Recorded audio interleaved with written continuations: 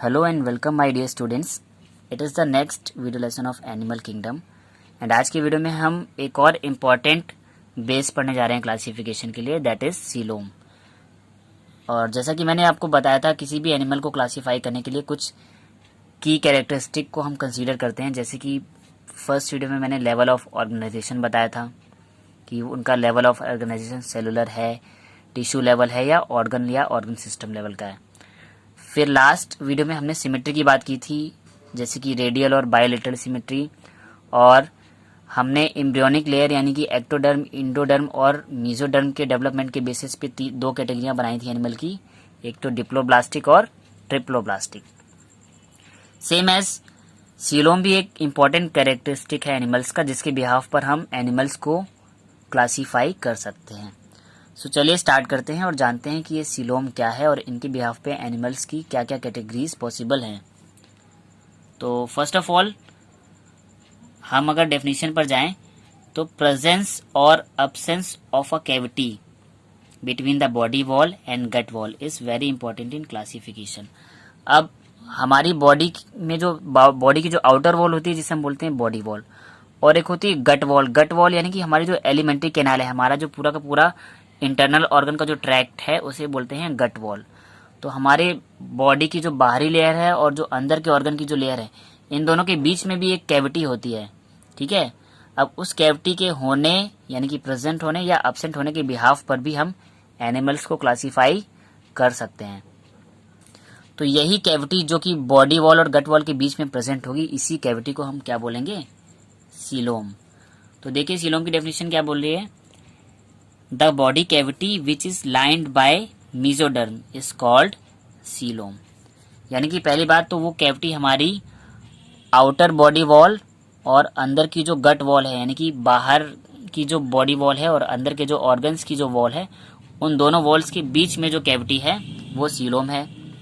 और ये जो सीलोम है ये एक ऐसी कैविटी है जो कि लाइंड बाय मीजोडर्म, यानी कि चारों तरफ से मीजोडर्म की लेयर से घिरी हुई है, कवर्ड है।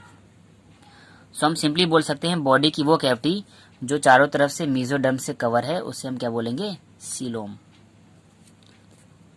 So the body cavity which is lined by mesoderm is called coelom.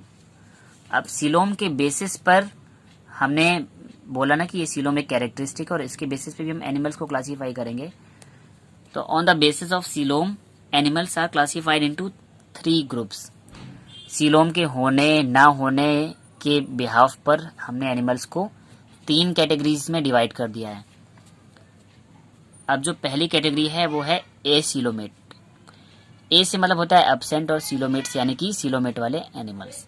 यानी कि बेसिकली हम बोल सकते हैं ऐसे एनिमल्स जिसमें सीलोम नहीं होगी, यानी कि उनमें वो कैविटी नहीं होगी जो चारों तरफ से मीजोडर्म से कवर है। So animals in which the body cavity is absent. तो ऐसे एनिमल जिनमें कोई भी बॉडी कैविटी नहीं होगी, यानी कि आउटर बॉडी वॉल और इंटरनल ऑर्गन के बीच में कोई भी बॉडी कैविटी नहीं होगी, ऐसे ऑर्गन को बोलेंगे एसीलोमेट। और इनका जो एग्जांपल है प्लेटीहेल्मिन्थीज के जो मेंबर हैं, यानी फाइलम प्लेटीहेल्मिन्थीज के जितने भी मेंबर हैं, फ्लैटवर्म वगैरह, इनमें सीलोम एब्सेंट होती है। अब इस एसीलोमेट स्ट्रक्चर को हम अगर इस डायग्राम के थ्रू देखें तो बहुत क्लियरली आपको समझ आ जाएगा। अब जैसे कि मैंने डिप्लोब्लास्टिक और ट्रिप्लोब्लास्टिक में आपको बताया था कि हमारे पास 3 एम्ब्रियोनिक लेयर होती है। सबसे बाहर वाली एक्टोडर्म,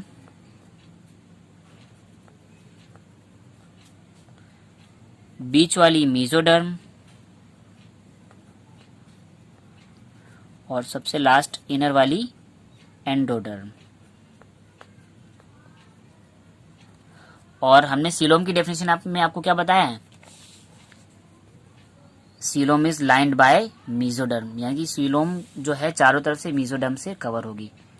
तो अब यहाँ पर अगर सीलोम है ही नहीं तो मीजोडर्मल की कवरिंग तो हमको दिखने वाली नहीं है। यानी कि हमारे पास जर्मिनल लेयर तीनों है, एक्टोडर्म भी है, बीच में मीजोडर्म भी है और एंडोडर्म भी है। बट मीजोडर्म के अंदर कहीं भी हमको बॉडी कैविटी देखने को नहीं मिल रही, यानी कि सीलोम देखने को नहीं मिल रही है। और सीलोम नहीं होगी तो एनिमल्स हो जाएंगे एसीलोमेट, यानी कि सीलोम एब्सेंट। सेकेंड कैटेगरी आ जाती है सीलोमेट्स, यानी कि ऐसे एनिमल्स जिनमें सीलोम प्रेजेंट होगी। तो सीलोमेट्स में जो हम कैटेगरी को देखें तो animals in which coelom is present, यानी कि सीलोम या बॉडी कैविटी जिन एनिमल्स में प्रेजेंट होगी उनको बोलेंगे coelomate. Means the body cavity is lined by mesoderm on all side, यानी कि इनकी बॉडी कैविटी चारों तरफ से मेसोडर्म की लेयर से कवर होगी। और सीलोमेट एनिमल्स जो हैं, जितने भी हायर ऑर्गेनिज्म हैं वो सारे सीलोमेट्स में आ जाते हैं, like Annelida, Arthropoda, Mollusca, Echinodermata, Hemichordata and Chordata. Annelida में अर्थवर्म आ जाते हैं और मोलस्का, इकाइनोडर्मेटा ये सब एक्वेटिक एनिमल्स हैं, और कॉर्डेटा तो हाईली डेवलप्ड क्लास है। अब पहली तो हमने ग्रुप पढ़ लिया ए सीलोमेट, यानी कि जहाँ पर सीलोम नहीं होगी। दूसरा सीलोमेट जहाँ पर सीलोम प्रेजेंट होगी। और जो सीलोमेट वाली जो स्ट्रक्चर है वो इस डायग्राम के थ्रू हम आपको डिफाइन कर देते हैं। देखिए ये स्ट्रक्चर है सेम, ये बाहर वाली एक्टोडर्म, ये देखिए जो रेड कलर से जो दिख रही है ये मेसोडर्म है, और ये जो मैंने ग्रीन कलर से जो एक लेयर दिखाई है यही हमारी क्या है, सीलोम। और जैसा कि मैंने बोला सीलोम ऐसी बॉडी कैविटी है जो चारों तरफ से मेसोडर्म से कवर रहेगी। तो देखिए इस ग्रीन लेयर को चारों तरफ से ये रेड वाली मेसोडर्म बाहर से भी कवर कर रही है और अंदर से भी कवर कर रही है, यानी कि अंदर और बाहर दोनों तरफ से जो बॉडी कैविटी है वो मेसोडर्म से कवर है, यानी कि ये सीलोम है यहाँ पर। तो सीलोम प्रेजेंट है तो हमने बोल दिया सीलोमेट। तो सीलोमेट एनिमल में क्या होगा, एक्टोडर्म भी होगा, इंडोडर्म भी होगा, और मेसोडर्म के अंदर सीलोम भी प्रेजेंट होगी। और ये सब हायर ऑर्गेनिज्म में देखे जाएंगे। कुछ ऑर्गेनिज्म को हमने रखा है स्यूडो सीलोमेट की कैटेगरी में। अब स्यूडो सीलोमेट वर्ड का हम अगर मीनिंग समझ लें तो इसको भी हम डिफ्रेंशिएट कर सकते हैं। बायोलॉजी में स्यूडो का मतलब होता है फॉल्स, यानी कि जो ठीक तरह से डेवलप नहीं है। तो ऐसी सीलोम जो कि फॉल्स है, यानी कि अनडेवलप्ड सीलोम को बोलते हैं pseudo coelomate. So animals in which body cavity is not lined by mesoderm, यानी कि ऐसे एनिमल जहां पर बॉडी कैविटी मेसोडर्म से कवर नहीं होगी। Instead mesoderm is present as scattered pouches between the ectoderm and endoderm. Such body cavity is called pseudocoelom. यानी कि जो स्यूडोसीलोमेट एनिमल्स होंगे वहां पर बॉडी कैविटी तो होगी नहीं जो कि मेसोडर्म से कवर हो, और इवन कंप्लीटली डेवलप्ड मेसोडर्म भी नहीं होगा। मेसोडर्म जो है छोटे छोटे पाउचेस के फॉर्म में एक्टोडर्म और इंडोडर्म के बीच में फैला हुआ नजर आएगा। और इनका जो एग्जाम्पल है एसके हेलमिंथीस। एसके हेलमिंथीस में मेंबर आते हैं एस्केरिस वगैरह। अब स्यूडोसीलोम को हम कैसे समझे, देखिए ये हमारी आउटर लेयर ग्रीन कलर की एक्टोडर्म, अंदर जो ब्लू कलर से है ये एंडोडर्म।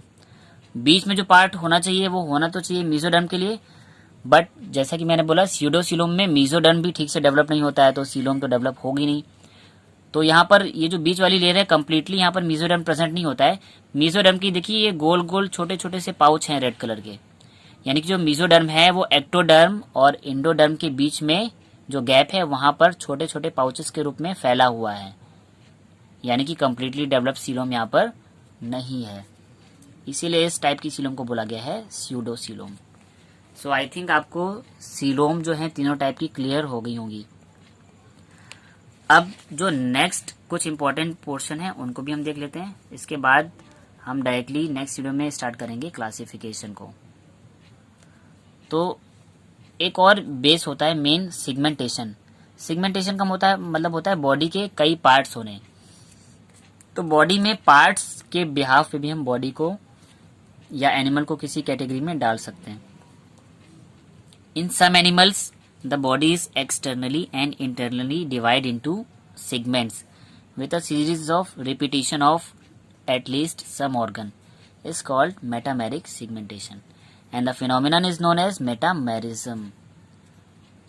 यानी कि जो कुछ ऑर्गेनिज्म होते हैं उनमें जो बॉडी होती है अंदर से या बाहर से बहुत सारे सेगमेंट्स में डिवाइड होती है, और उन सेगमेंट में कई सारे ऑर्गन जो हैं एटलीस्ट कुछ ऑर्गन तो होते ही हैं जो बार बार रिपीट हो रहे होते हैं।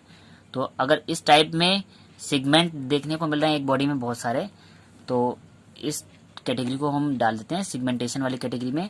और ऐसे ऑर्गेनिज्म की जो बॉडी होती है वो मेटामेरिकली सेगमेंटेड होती है। मेटामेरिकली क्या मतलब है, बहुत सारे सेगमेंट प्रेजेंट होते हैं, और इसीलिए इस फिनोमेना को बोला है मेटामेरिज्म।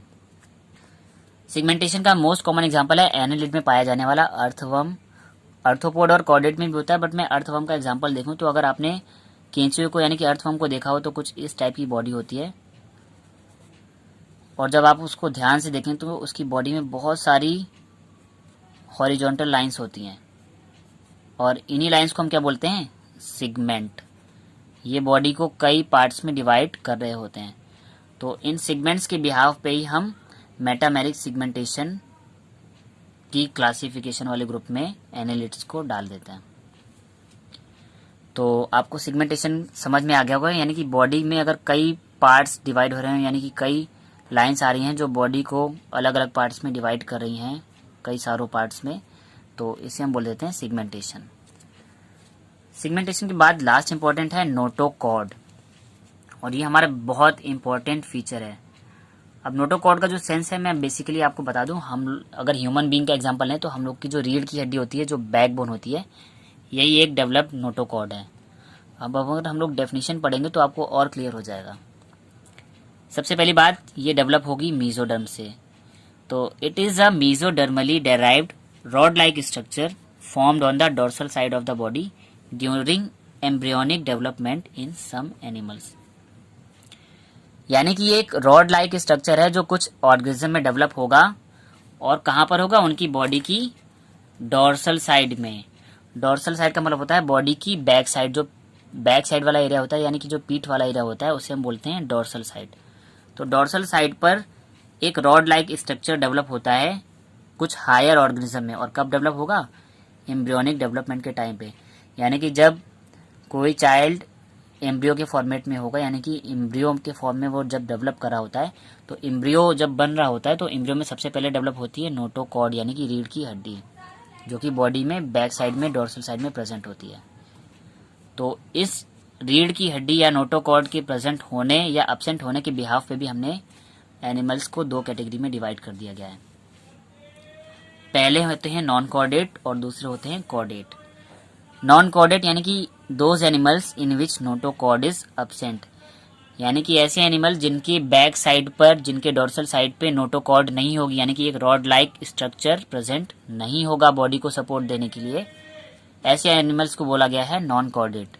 और जितने भी लोअर ग्रुप हैं, हमारे लोअर फाइलम्स हैं, वो सारे नॉन कॉर्डेट में आ जाते हैं, यानी कि phylum Porifera, Coelenterata, प्लेटीहेल्मिन्थीस, एस्के हेल्मिन्थीस, Nematoda, Cestoda, और लास्ट में हेमीकॉर्डेटा तक के जो मेंबर हैं, ये सारे नॉन कॉर्डेट होते हैं, यानी कि इनमें कॉर्ड नहीं होती है, नोटोकॉर्ड एब्सेंट होती है, यहाँ पे रीढ़ की हड्डी डेवलप नहीं होती है। सेकेंड कैटेगरी जितने भी हमारे कॉर्डेट हैं वहाँ पर रीढ़ की हड्डी डेवलप हो जाती है, इसलिए इनको कॉर्डेट्स की कैटेगरी में डाला गया है। So animals in which notochord is present are called chordates. और कॉर्डेट्स के में केवल एक ही फाइलम आ जाता है, फाइलम कॉर्डेटा। फाइलम कॉर्डेटा का नाम कॉर्डेटा इसी वजह से पड़ा है क्योंकि कॉर्डेटा के फाइलम के मेंबर्स में नोटोकॉर्ड प्रेजेंट होगी। तो कॉर्डेटा में ह्यूमन बींग्स आ जाते हैं। तो कॉर्डेटा के चार पार्ट होते हैं, fish, amphibia, reptile, birds and mammals.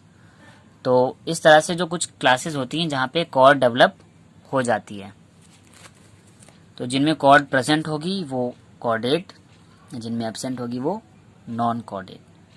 तो ये कुछ बेसिस थे। पहला तो लेवल ऑफ ऑर्गेनाइजेशन था, दूसरा सिमेट्री, तीसरा डिप्लोब्लास्टिक और ट्रिप्लोब्लास्टिक, चौथा आज हमने पढ़ा सीलोम, पांचवा सिगमेंटेशन और छठा नोटोकॉर्ड।